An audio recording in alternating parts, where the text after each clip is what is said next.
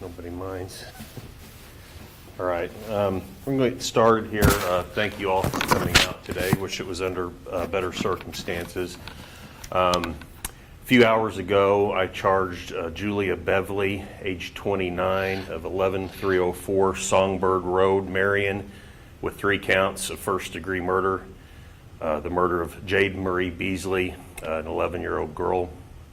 An arrest warrant was issued, and Julia Beverly was arrested within the past hour and is being processed and held at the Williamson County Jail. She's being held on a $2 million bond. I recently was given a copy of the booking photo, and I have those here for anyone that may want them after. These first-degree murder charges carry with them possible penalties of 20 to 60 years in the Department of Corrections, and if determined extended term eligible, up to 120 years. Beverly, as the longtime live-in partner with the victim, with Jade's father, on December 5th, Jade Beasley was found at her home in rural Williamson County with multiple stab wounds.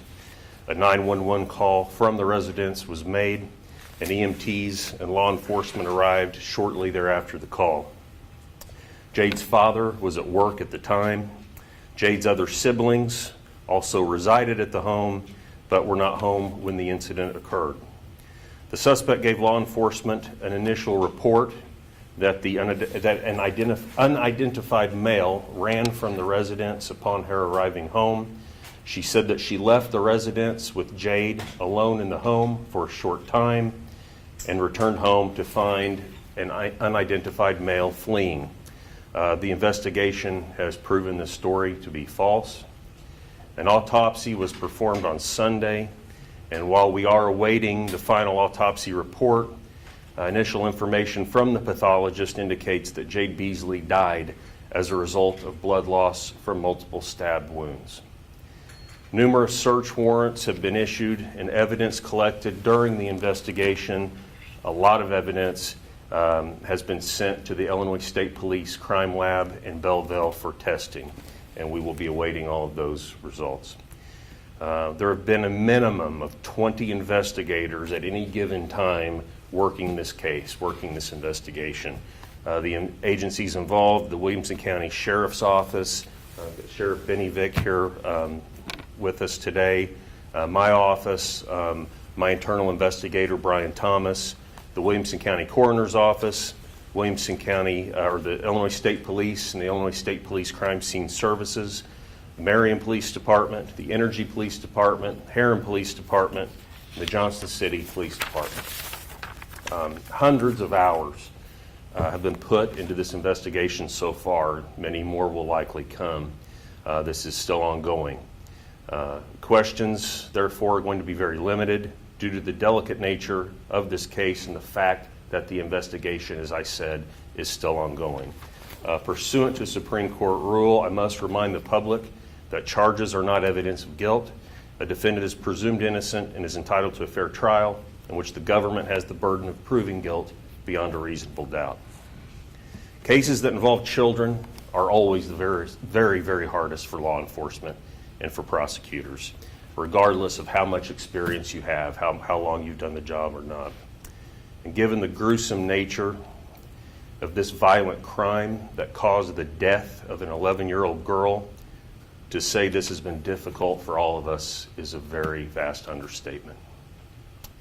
I cannot commend enough, though, the ladies and gentlemen here today and those that are out still pursuing the investigation. All of the ladies and gentlemen in law enforcement who have made this case a priority over the past few days and are continuing their tireless efforts to see that justice is done for Jade Beasley. It's a photo of the victim, Jade Beasley, age 11.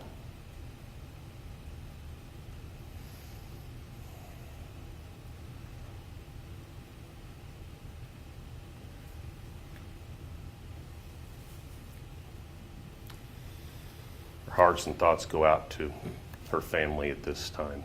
It's a very, very difficult time. Thank you all for coming. As I said, it's very limited questioning if anybody has anything at this time.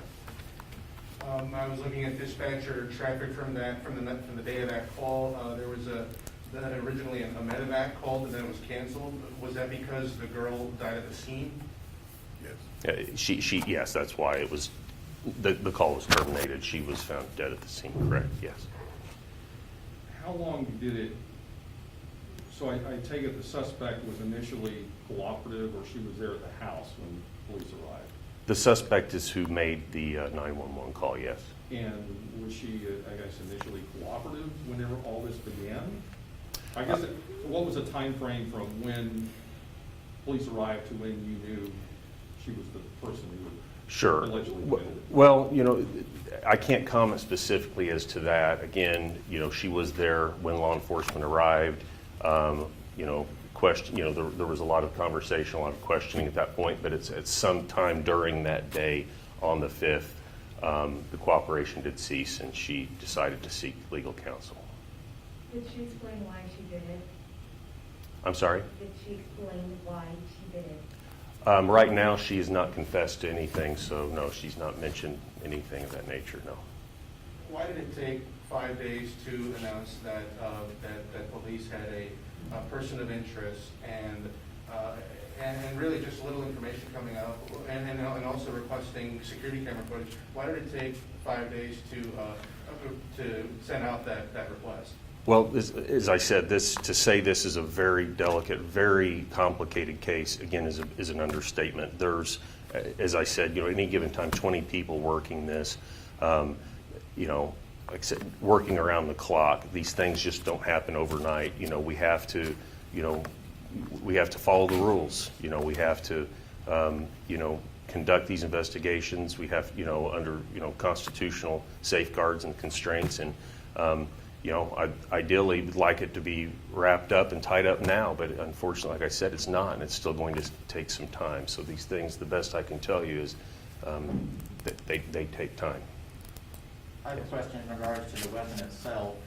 Has the sheriff's office confiscated that weapon? Are they in possession of it right now? We cannot comment on the weapon at this time. What's next for the case? Well, right now, she has been charged. She's being held on a $2 million bond, as I said. At this time, I believe, it's my understanding that she will be brought down on Friday for a first appearance. And likely Friday afternoon, but we don't have the exact time at this point. Is that a pre-trial hearing? It'll a first appearance hearing Friday, and then it'll be set then for, you know, from that point on, it'll be set for all the any and all, you know, pre-trial hearings and conferences. I want to thank you all for coming here today. Again, very difficult for everyone, but we appreciate all that you do, and thank you for being here. Thank you all. Thank you.